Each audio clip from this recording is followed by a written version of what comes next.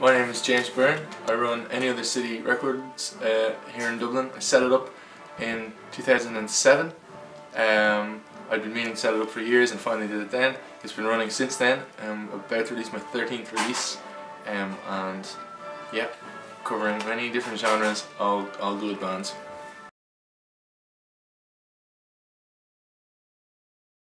I'd never put anything out I didn't really like. I'd have to really like something to put it out, because it's all my own money, it's all my own time. I can't half like a band to work with them, first of all, and also want to release their music and stand behind it. I'm lucky that the 13 things I've put out, I've really loved everything I've put out, every band I've worked with. Some it's only been for a single, like a band like Spearhead was just for one single. I loved the songs, they were really nice fellas, did it, and it was just that, and I was happy enough that I went off and did stuff with other people. I was happy for that moment. I kind of caught what I wanted, and it sounded great. Other bands I worked with for a much longer time, a band like New Amusement, were from the very start of the label, for 3 years working with them. They were just great guys in a band I really liked and saw them develop, and it was really exciting. So there's that side of it as well. It can change, and if I can just find a band that I just think are brilliant, and hopefully if I do my job properly, that they're happy to keep doing it, and it's win-win, I guess. But there's never been a point where I've wanted to really put out a band but I didn't get on with them, or vice versa. They were lovely guys but the music was crap. There has to be both together. That's really important.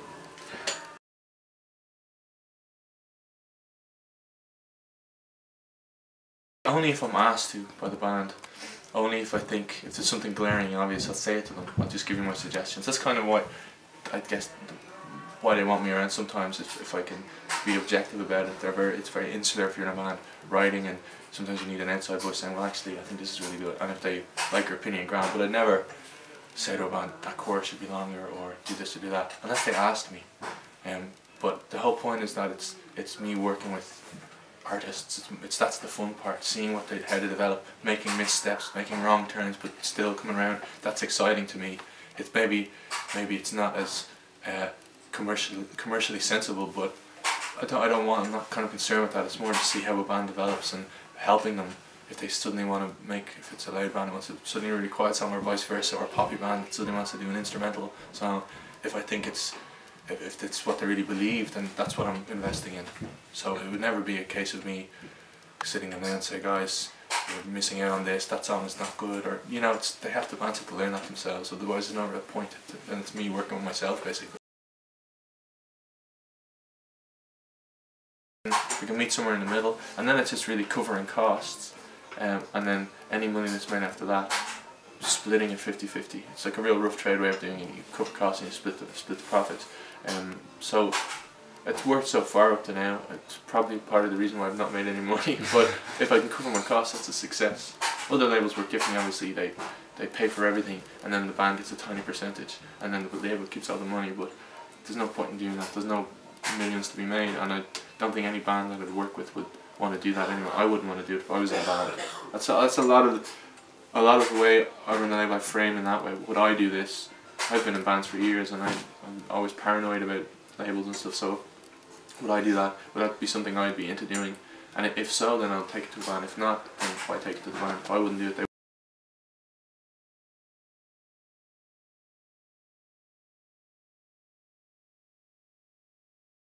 I'm sure there's other labels that work the same way. The ones that run better as a business don't work that way, because it's not very business minded. But that's the thing. Part of the reason I do it is obviously because I really enjoy doing it. It's never been something where I thought, well, I'll build this and make tons of money off it, because it's not going to happen. I'm interested on the other side of it, the artistic side of it, and if it can not cost me tens of thousands of euro, then it's worth doing. I wouldn't just spend money wildly and then be in debt for the sake of just a bit of crack. There has to be a balance, but it's always weighted towards the artistic side. I never go into it thinking, right, if I do this and this, I'll make this amount of money, because the first release, any money I make will pay for the second release, pay for the third. So that's how it's been rolling.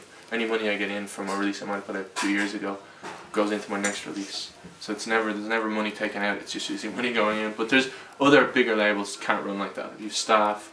You know, if the label's trying to build a catalogue, it can't. It's just not. It's not sensible, really. Anyone I talk to in bigger labels say you're insane what you're doing. You're just throwing money away. But they can appreciate the work. All the records I put out have been great, so that to me is a success. That's the successful part of it, I think. Anyway, helping bands and being involved in some way.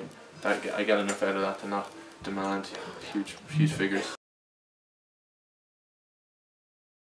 Well, if someone's thinking about getting into a record label or wanting to work either within a big label or just start their own label, do your research and know your history. That's really kind of key. I obsessed with labels since I was younger, so I would have read all the books of all the label histories, known all the people that ran them, been inspired by a bunch of these labels. Some tiny labels in Dublin no one's ever heard of that really inspired me, and then big independent labels. Know about that and the mistakes they all made, and that's advice. It's free advice. Read those books. Make sure you want to do and understand that it's not, you're never going to make money. There has to be another goal behind it. Like the majority of labels, I think like 90% of labels only ever put out one release.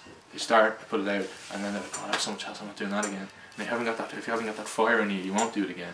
And it isn't fun a lot of the time, but the process needs to be the enjoyable part. If you're just waiting for the end product, and if it doesn't sell well or it gets bad reviews, and you get demoralised by that, that's going to stop you. Whereas if you're working along and enjoying the work along, then do it.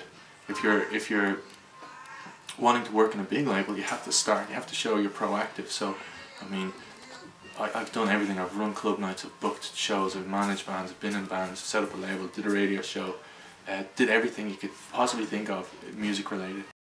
Enjoy it. It has to be fun.